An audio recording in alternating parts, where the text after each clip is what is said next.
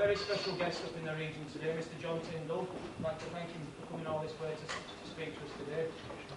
Peter Rushton from Manchester, which will be an interval and having a nice bit of tucker halfway through. There's a literature stall over there, our newspaper cuttings of the horrendous attacks which are taking place. And as usual, there seems to be nothing from our establishment of politicians who are answering now. In fact, the only thing we get is people wanting to crush racism and crack down on us. It seems to be par for the course for these people. I'm not going to preach to the converts. You know why you're here today. I'd like to thank once again everybody for coming to make it a really special meeting. And we'll go straight in and introduce Mr. Peter Rushton.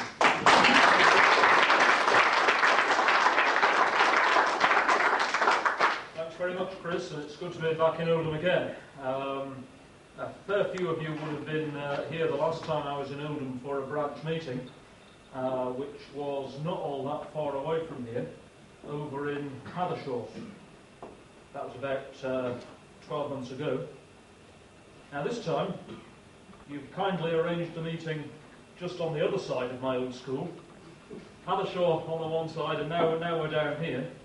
Begin to wonder whether next year Chris is going to have a meeting right in the middle in my old school hall, and we're going to be sort of presenting school prizes or something. But it's quite handy in one respect, because it reminds me of one of the reasons why we're all here. Thinking back 20 years or so to the days when I was at school just up the road on Chamber Road there. Because today, and really from last May, from the time when Bill Lockett fought the election in Hollingwood, round the corner, was the start of the fight back in Oldham and the start of trying to turn the clock back in Oldham. Because Oldham was an area 20 years ago where it would have been absolutely unthinkable for alien immigrants to be really running the streets in large parts of the town, for large parts of Oldham to be no-go areas. Oldham was a place 20 years ago where, certainly in the late 70s, before things started to fall apart politically, was a place where National Front and, to an extent, even British movement papers, I remember, being sold outside my school gates in sort of 78, 79. And that was not in, that was, obviously that was on Chamber Road, you know, the type of area.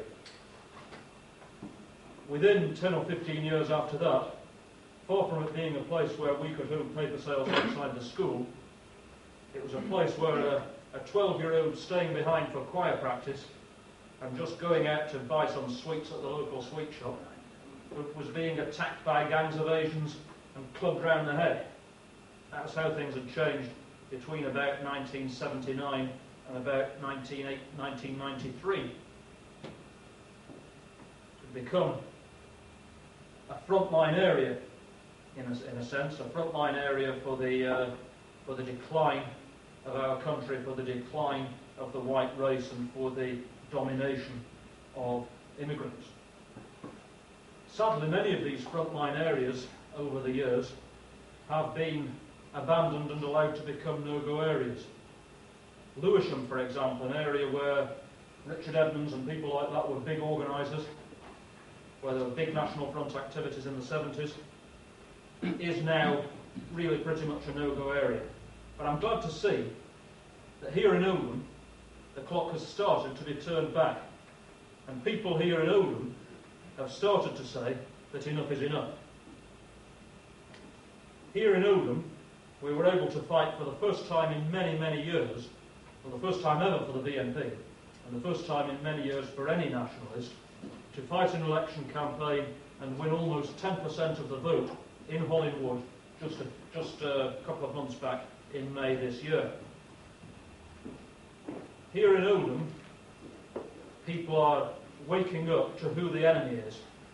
And by that, I mean they're waking up to the fact that the real enemy and the real battleground isn't necessarily the obvious one of the Asian street gangs. That in a sense is a blind alley that we can get drawn down. And it's very easy, particularly for young white people, to get drawn down for very understandable reasons into thinking that their battleground is to take on the Asian street gangs in these and prevent these from becoming no-go areas. Neither is the real enemy, contrary to appearances, the anti-Nazi League or the anti-fascist action or all these other toy town groups that come out with their leafletings and occasionally try to stop meetings and this, that and the other. The real enemy are the mainstream politicians. People like in this area, Michael Meacher, Phil Willis, Robert Sheldon about to retire in Ashton-under-Lyne, and his old friend who retired a few years ago, Mr. Joel Barnett from Rushton and Crompton, who retired and walked straight into a nice job running the BBC, running the governors of the BBC. Particularly Barnett and Sheldon come from a whole generation of mainstream politicians who began the betrayal of British interests. A betrayal which was completed by Mrs. Thatcher, who one minute was talking about people's understandable sense of being swamped by immigrants, but the next minute was saying, you remember that speech, that interview on the radio, that there is no such thing as society. In that speech saying there's no such thing as society, she might as well have been saying there's no such thing as the white race, there's no such thing as our people, there's no such thing as community. And see the consequences of that idea, not just of the loony left ideas of the 60s, but of the ideas of Mrs. Thatcher as well, of that no such thing as society. We see that in Oldham today. We see it down the road in Little Moss, where I gather only last week there's the likelihood of the post office in Little Moss closing, which will leave that area as an area without any local shops whatsoever. These are the battlegrounds for British nationalism, just as much as the more obvious headline battlegrounds of Asians swamping an area. Because these are the battlegrounds that lead to the death of communities and lead to the death of an entire society. Now from that same generation of mainstream politicians, we've got Tony Blair, just this month, giving an interview to Muslim News. He says to Muslim News how much he's learned from the Quran, and how much he likes reading the Quran. Now, does Tony really think that these gangs in Oldham are impressed by this? Does he really think this is the pathetic nature of these people? That they think that by debasing themselves, they're somehow going to win some sort of respect, and they're somehow going to teach these people to behave better. But in fact, of course, such types despise people like Tony Blair all the more. The more Blair and people like him debase themselves, the more the Asians and the other people despise them, and quite rightly so. Right.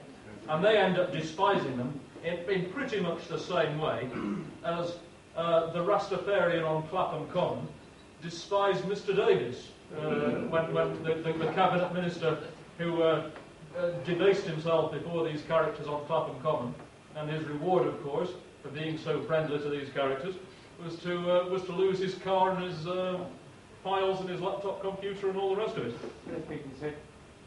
Indeed. Now, because it's these mainstream politicians who are the real enemy, here in Oldham more than anywhere, we have to remember that the only way to fight back is through the political system, because that really is the only language they understand. Do you really think that Tony Blair or Michael Meacher is terribly upset if an Asian shop gets firebombed or something like that?